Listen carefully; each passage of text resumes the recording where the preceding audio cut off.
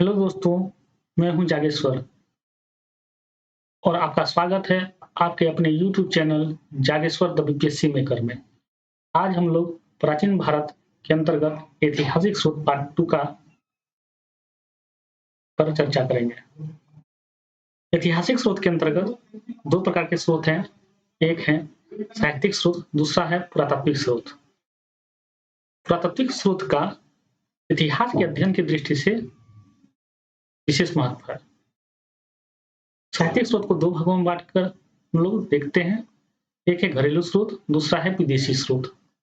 घरेलू स्रोत के अंतर्गत दो प्रकार के ग्रंथ सम्मिलित हैं, एक है धार्मिक ग्रंथ, दूसरा है धर्मनिरपेक्ष ग्रंथ। धार्मिक ग्रंथ वैसे ग्रंथ होते हैं जो किसी धर्म विशेष से के साथ संबंधित हैं, जबकि धर्मनिरपेक्ष ग्रंथ वे ग्रंथ हैं जिनका किसी भी धर्म के साथ कोई भी लेना देना या कोई सी प्रकार का कोई संबंध नहीं है।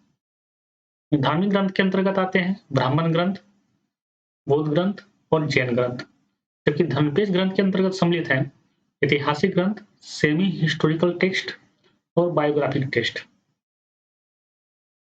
ब्राह्मण ग्रंथ के अंतर्गत दो प्रकार के हैं ग्रंथ, एक है श्रुति, दूसरा है स्मृति। श्रुति ग्रंथ वैसे ग्रंथों को कहा जाता था जिनको केवल सुना जाता था, जबकि स्मृति वैसे ग्रंथ होते थे जिनका स्मरण किया जाता था। वेद, ब्राह्मण, अरण्यक और उपनिषद श्रुति ग्रंथ के अंतर्गत सम्मिलित है। जो एग्जाम होता है उसमें यही पूछा जाता है, ये सवाल आता है कि इनमें से कौन सा श्रुति ग्रंथ है या कौन सा नहीं है। जैसे वेद, ब्राह्मण और अरण्यक और उपनिषद ये सारे श्रुति ग्रंथ हैं। पुनः वेद को संहिता भी कहा जाता है। वेद चार हैं, ऋग्वेद, यजुर्वेद, सामवेद और अथर्ववेद। ऋग्वेद सबसे प्राचीन वेद है और अथर्ववेद सबसे बाद का वेद है। ऋग्वेद की रचना 1500 बीसी से 1000 बीसी के आसपास सप्त सिंधु प्रदेश में हुई, जबकि यजुर्वेद, सामवेद और अथर्ववेद की रचना 1100 बीसी से 600 बीसी के आसपास कुरु पांचाल क्षेत्र में हुई। अरण्यक और ब्राह्मण, प्रत्येक वेद का अपना एक ब्राह्मण है। इनकी रचना 1000 से 600 बीसी के आसपास हुई है।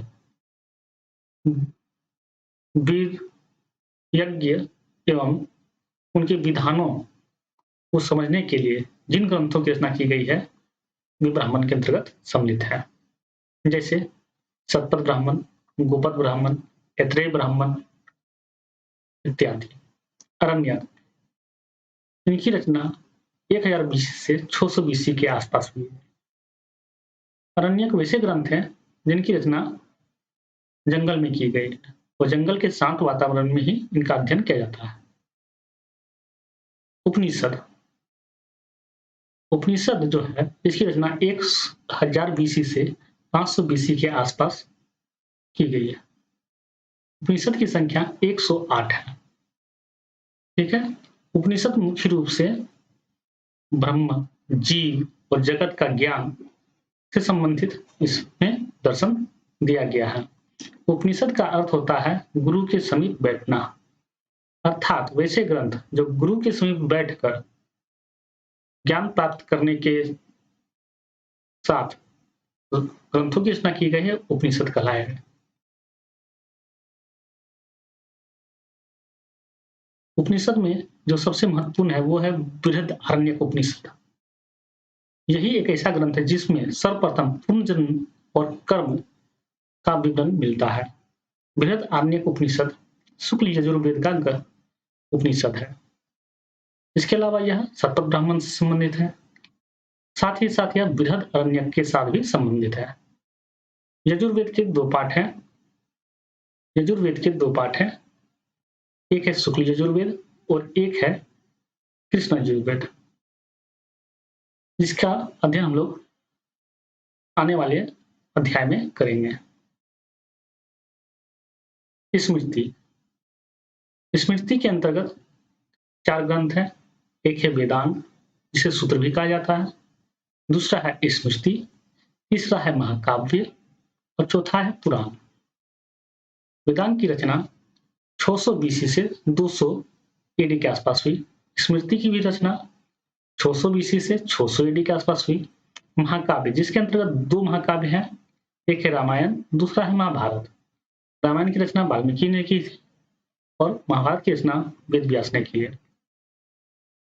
इसका जो रचना काल है 400 बीसी से 400 एडी।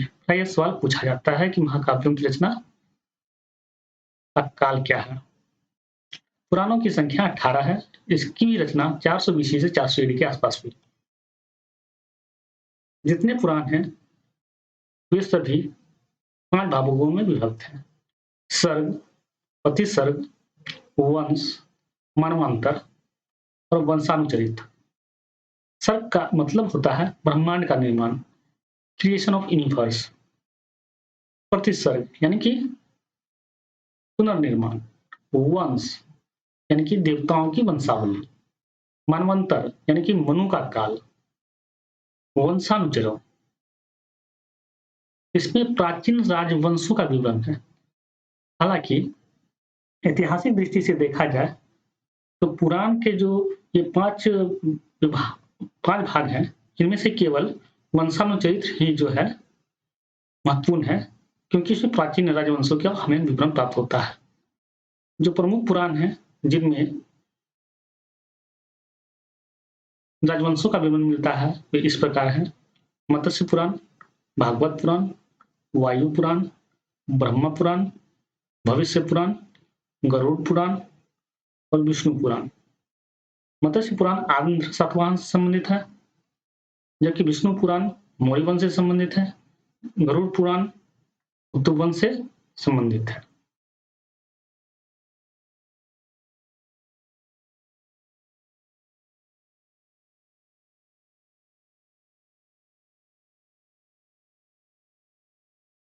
वेदांग, वेदों को समझने के लिए वेदांग की रचना की गई है। वेदांग 6 हैं। कौन कौन से हैं देखते हैं: शिक्षा, कल्पसूत्र, व्याकरण, निरुक्त, छंद और ज्योतिष। शिक्षा का मतलब हुआ फोनेटिक्स यानी कि सुनने योग्य। The oldest text of phonetics is Pratishakhya. Phonetics पर जो सबसे पुराना जो ग्रंथ है वो है प्रतिसांख्य। उसके अलावा कल्पसूत्र, इसको रिचुअल्स कहा जाता है। ये मिलान के देता है कि शिक्षा किससे संबंधित है, फोनेटिक्स से। कल्पसूत्र किससे संबंधित है, रिचुअल से। ठीक है। व्याकरण है तो व्याकरण से। नृत्य किससे है, एटिमोलॉजी से। छंद किससे है तो मैट्रिक्स या आव्यूह से। और ज्योतिष किससे है तो खगोल विज्ञान से। कल्पसूत्र इसको कहते हैं रिचुअल्स को। इसके अंतर्गत 3 प्रकार के ग्रंथ हैं। कौन कौन? श्रोत सूत्र या शुल्ब सूत्र, दूसरा है गृह सूत्र, तीसरा है धर्म सूत्र। शुल्ब सूत्र में यज्ञ की विधि दी गई है। गृह सूत्र में पारिवारिक समारोह जैसे विवाह इत्यादि का वर्णन मिलता है। ठीक है। व्याकरण, व्याकरण में व्याकरण के सब विश्व में सबसे जो प्राचीनतम जो पुस्तक है वो है पाणिनि का अष्टाध्यायी। निरुक्त मतलब इटिमोलॉजी, शब्द विशेष की उत्पत्ति एवं इतिहास की व्याख्या इसके अंतर्गत की गई है। निरुक्त की रचना का यास्क है और निरुक्त को डिक्शनरी भी कहा जाता है, जो कि आधारित है निघंटु पर, और निघंटु की रचना कश्यप ने की है। तो निरुक्त को कहा जाता है विश्व में सबसे प्राचीन डिक्शनरी। अगर क्वेश्चन ये यहाँ से उठता है कि विश्व का सबसे प्राचीन शब्दकोश कौन है तो वो है निरुक्त। इसकी रचना किसने की है? यास्क ने की है। और विश्व का प्राचीनतम शब्द संग्रह कौन सा है तो वो है निघंटु, जिसकी रचना कश्यप ने की है। छंद अर्थात मैट्रिक्स, इस पर जो महत्वपूर्ण ग्रंथ है वो है छंद सूत्र, जिसके रचयिता पिंगल है। ज्योतिष पर है खगोल विज्ञान। खगोल विज्ञान पर जो लिखी गई किताब है उसका नाम है वेदांग ज्योतिष, और जिसके रचयिता है लगध मुनि। ठीक है। यह जो है ज्योतिष शास्त्र पर लिखा गया सबसे प्राचीनतम किताब है वेदांग ज्योतिष। आइए हम लोग पीछे कुछ जो ये है उस पर चर्चा करते हैं। ठीक है दोस्तों, वेदों में जो ऋग्वेद और अथर्ववेद है, ऐतिहासिक दृष्टि से उनका महत्व यजुर्वेद और सामवेद की तुलना में कहीं ज्यादा है। वेदों में धार्मिक, सामाजिक और आर्थिक जो जीवन था इनकी जानकारी मिलती है, लेकिन जो राजनीतिक जीवन था उसके बारे में जानकारी बहुत ही अल्प है।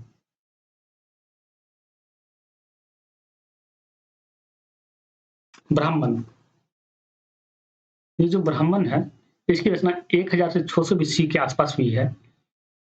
ठीक है, इसमें सबसे महत्वपूर्ण ब्राह्मण जैसे है वो है गोपद ब्राह्मण, जो कि प्रकाश डालता है किस किस पर, गंधार पर, शल्य पर, कैकई पर, जो कि नॉर्थ वेस्ट के क्षेत्र में रहते थे, और कुरु, पंचाल, कोशल, विदेह जो कि पूर्वी क्षेत्र थे, इस पर ही प्रकाश डालता है।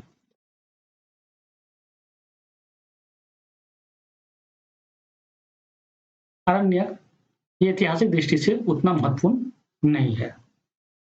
उपनिषद को कहा जाता है पारा विद्या। सवाल आता है कि उपनिषद क्या है? उपनिषद जो है पारा विद्या है या स्पिरिचुअल लर्निंग। ठीक है,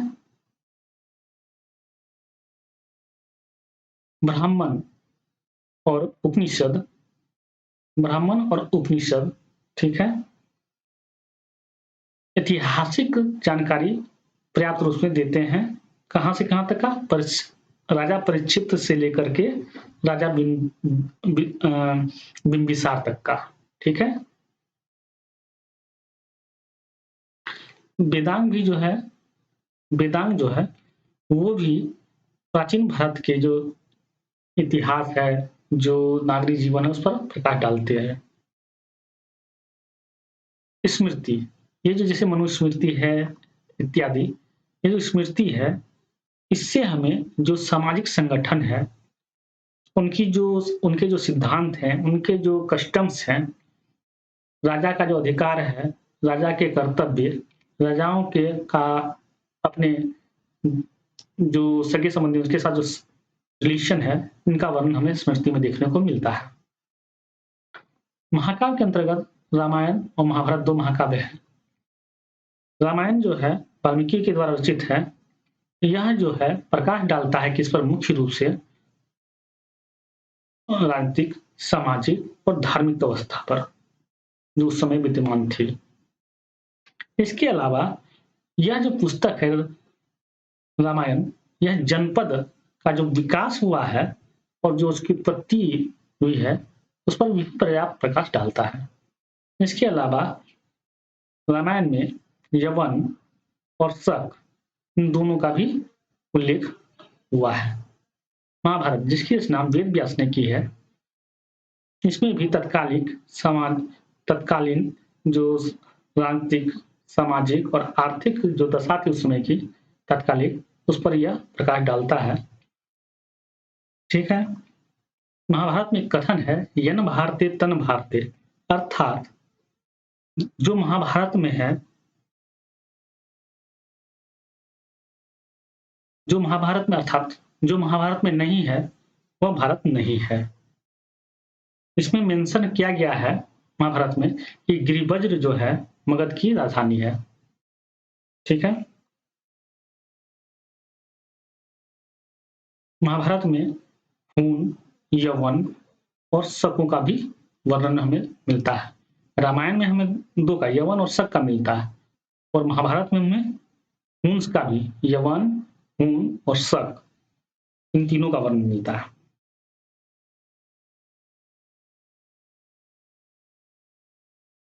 ठीक है दोस्तों,